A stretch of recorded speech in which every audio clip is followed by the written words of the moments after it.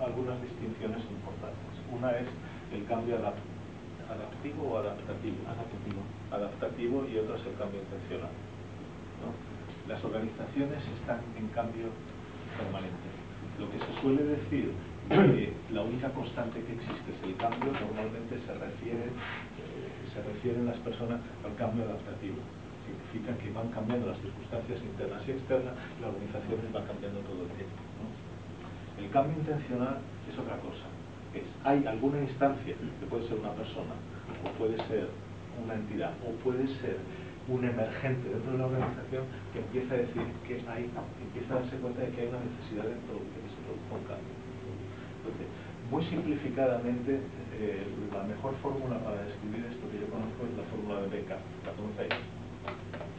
Es la insatisfacción con la situación actual multiplicada por la visión multiplicada por el primer paso tiene que ser mayor que la resistencia o la inercia. Inercia, que es la forma más baja de resistencia, ¿no? Entonces, ¿explico? ¿Me explicas?